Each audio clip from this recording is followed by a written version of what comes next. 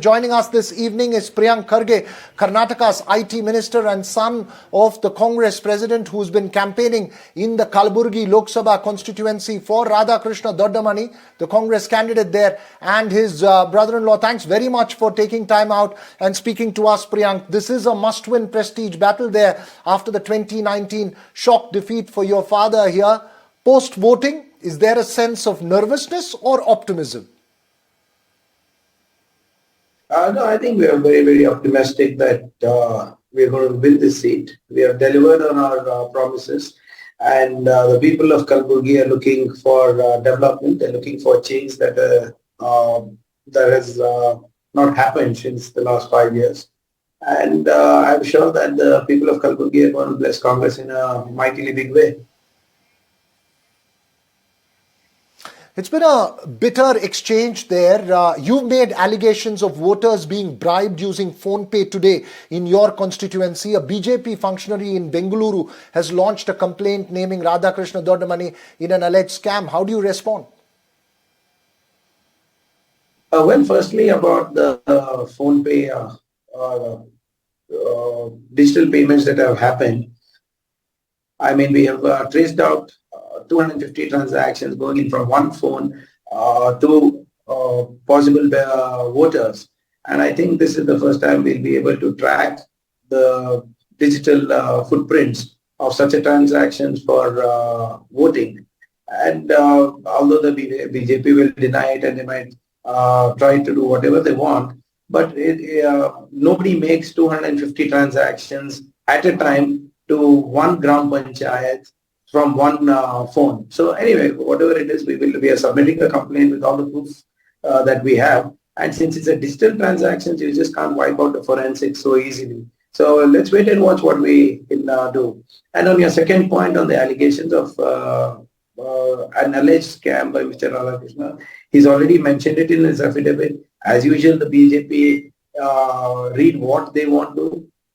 They have no idea what an affidavit is. They don't know what goes into it. In the affidavit, there's also a B report that has been filed by the institution, and the case is not against him. The case is against the management of a institution. So there is no personal allegation against him. There's no personal case of fraud on him. And it is just that whatever is there on the institutions as a trustee, when he's a part of that, for which already the courts have given him a B report for, the investigation, have filed a B report. He wants to reopen the case. The BJP functionary wants to reopen the case, and that's left up to him. But I would urge them to first read and then put up these facts. But the problem is that they have this entire WhatsApp university with them, and that echoes down into the mainstream like how it is playing out now. Well, going beyond just Karnataka and this confrontation here and the local constituency there, from a national point of view, what's the sense after phase 3 as we move from phase 3 to phase 4? What's perhaps a key learning for the Congress? Oh, well, I think strong local leadership needs to be encouraged. Local issues have to be played out. And more importantly, 10 years of the Modi regime has been an utter disaster for any state, when you so to speak, locally. And the non-delivery of governance, the rhetoric that the government speaks so much about Viksit Bharat does not resonate at the grassroots level. People are worried about 4 or 5 important things. That's the economic inequality, the price rise, the subversion of the constitution, the immense unemployment problem that is going on. I think we need to stick to these basics and then go to people. Roti, Kabda, and Makan is still an issue, even though the 10 years of Achhe Din have come in. But the people are not ready to swallow the bait of Viksit Bharat. So moving from phase 2 to phase 3, I think we need to be more aggressive on the 10 years of the failure of the Modi government.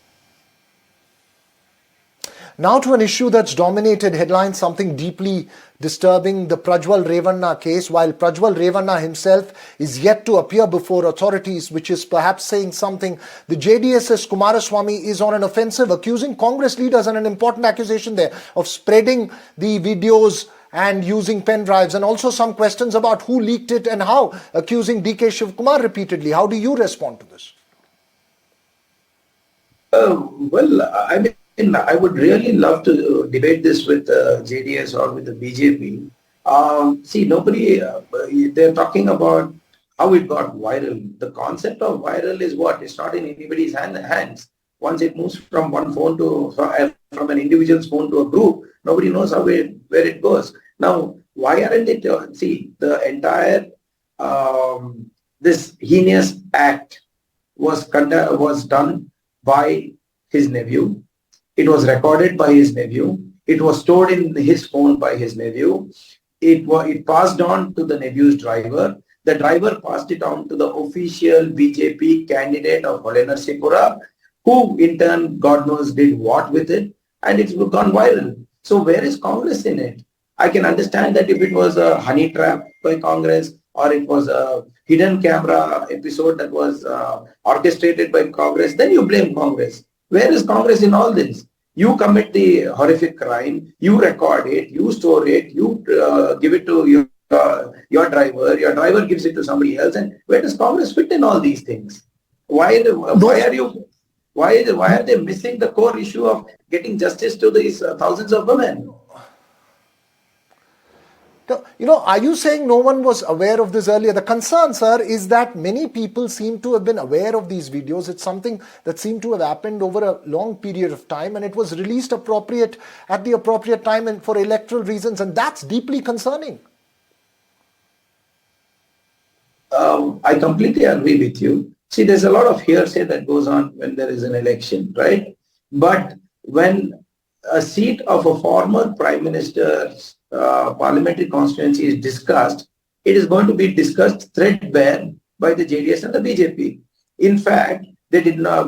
Prajwal Revanna's seat was one of the last seats to be announced. That means it was discussed threadbare. In fact, in one of the interviews, the anchor asked Mr. Kumaraswamy, saying that I believe Prajwal Revanna was not the choice of the BJP. Then he said, yes, Mr. Amit Shah had a problem with that candidature, but we explained to him saying it was okay to give it and he was going to win it.